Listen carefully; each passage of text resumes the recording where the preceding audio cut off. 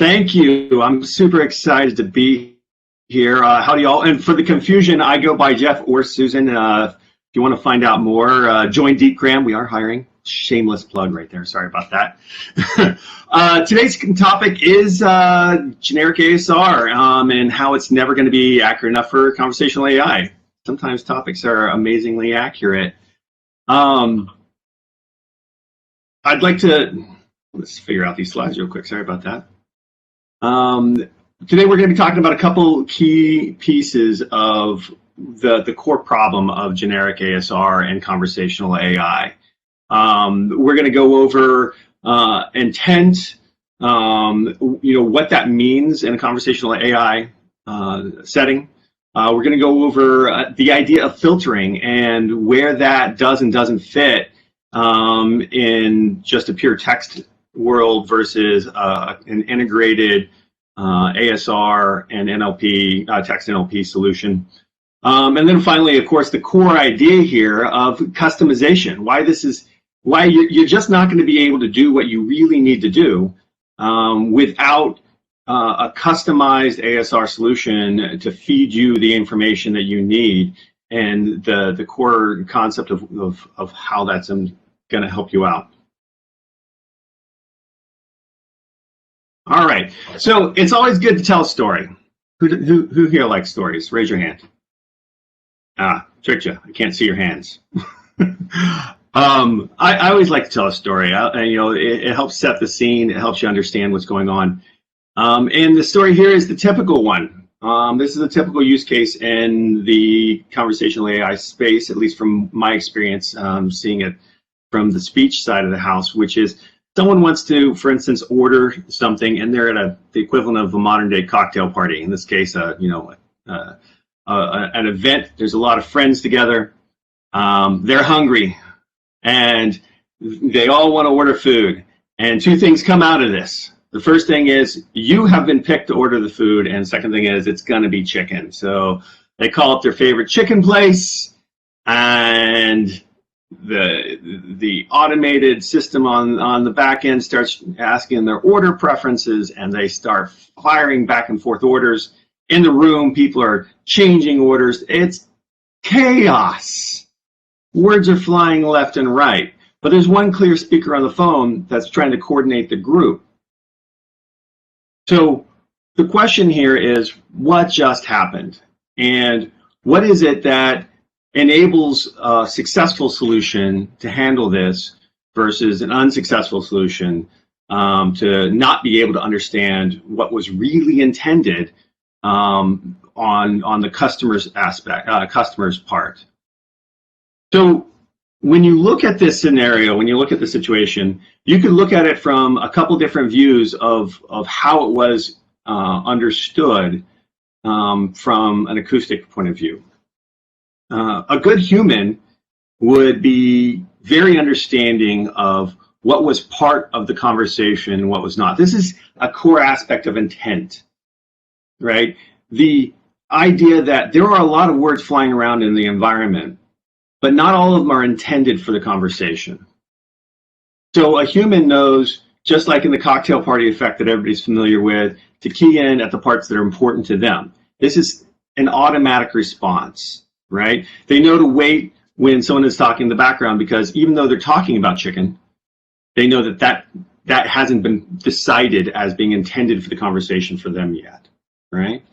They also understand, for instance, the domain language quite well to be able to key in when there's a lot of garbled background. So humans are very good at this for obvious reasons, what we're trying to accomplish.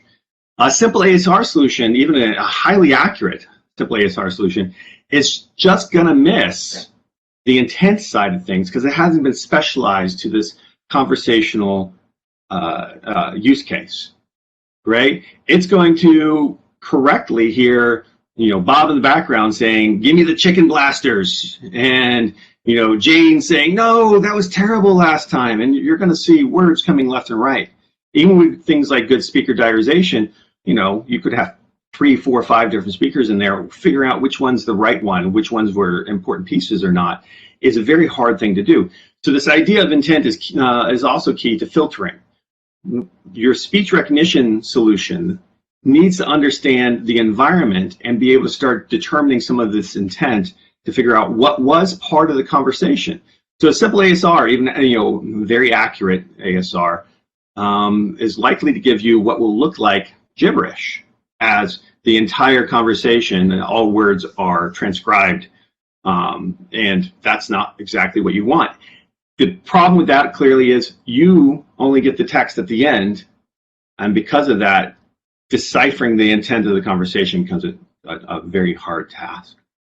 So a good conversational ASR solution is going to cut through that for you. It needs to cut through that for you. It needs to have been customized to a point where it starts understanding portions of the conversation that are part of the intent and aren't. It does that filtering for you. At least it does a decent amount of that filtering for you, so that it cuts down on your challenges and increases the signal and the noise of the text coming back to you. It's also going to be customized, of course, for things like domain-specific words and the like. So it's this key aspect of conversational AI discovering intent really does need to happen at the speech level. Let's see if I can scroll down these slides. Sorry about this, technical difficulties. So what are the challenges at this point? How is it that a conversational AI solution can do things that your speech or your NLP solution can't? Well, humans often speak with a whole lot of inaudible cues. Would you like to upscale that, please? Were those answers?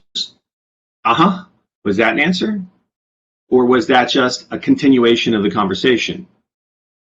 These audible cues sometimes are actually conversational cues, and determining whether that was just someone clearing their throat, a conversational cue or a response to the prompt from your software, or just random background noise, is an incredibly domain-specific area, and greatly benefits from training on that domain-specific audio. It's also very hard to figure out purely from the text if you're getting all these inaudible cues because you have a kind of a generic solution that doesn't understand this is kind of where we're expecting for these types of cues to happen. You're going to get a lot of this noise as opposed to the signal that you're looking for. So good domain understanding is also going to take care of a lot of other things that are non-human, audible cues from people. But depending on your solution, you may have, for instance, a lot of background music, or good side conversations. If you're in a doctor's office trying to transcribe a doctor-patient call, then you're going to have potentially background conversations from other staff or other patients that needs to be figured out. Was this part of the intended conversation or not? So this leads to, how do you make ASR into conversation ASR? And the answer is what everybody understands here viscerally, and that is you got to train the ASR solution on representative customer data. This is a core thing. If you just train on generic conversational, even just generic conversational data, which by the way is really hard to get. You can get a lot of staged conversational data. This is a whole nother discussion. I'll stop here. But if you even just training on customer data will massively improve your solution, right? But then you have to do things like tune it for domain vocabulary, and of course maybe boost it with accent information in order to better represent your intended customer base.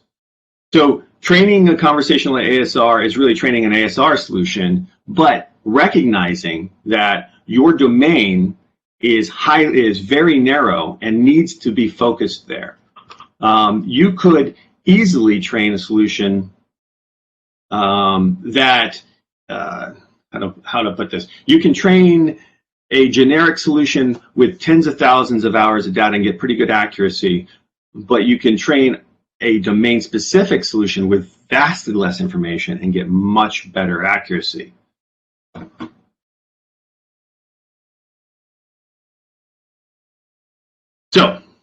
what's the point? What's the wrap up here? What's the important aspect to really consider here? So with very little data, incredibly little data on a generic problem, you can get pretty good accuracy boosts. We regularly see a 10% boost in accuracy with just as little as 10 customer hours.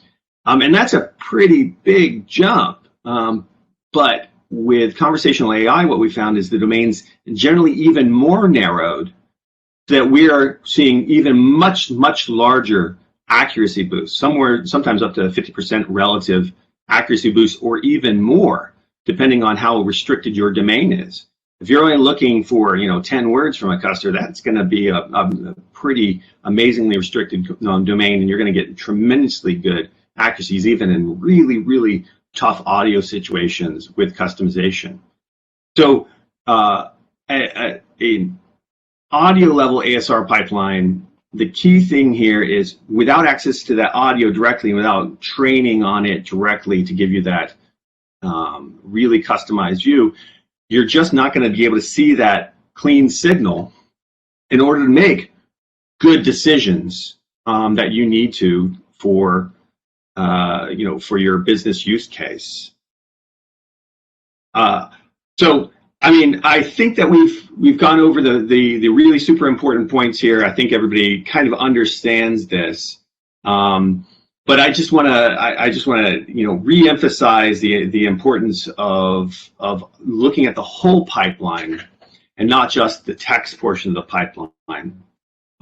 You can make up a lot with incredibly amazing technology on the back end for your text pipeline, and if you work really hard to fix it, to try to put blinders on a non-customized ASR solution, you can make up a lot of the gaps I've talked about, but you're working really hard.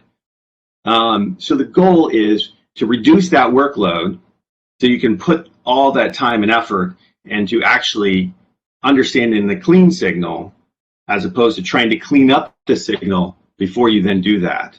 And I can tell you, it's already really hard. Even if you have a really perfect, as everyone knows here, even if you have a really perfect transcript of just the intended conversation, the understanding based off of perfection is a hard task. But then to try to clean up the dirty signal, to then try to actually deeply understand the intent afterwards is an almost impossible task. So with that, I'm going to probably break from tradition from a few other presenters and actually give back 1 minute and 30 seconds of my time to the QA session. So I would like to thank you for your time, and thanks to the wonderful hosts here for allowing us to be there. And I'd like to just last plug, DeepGram is hiring. Go DeepGram.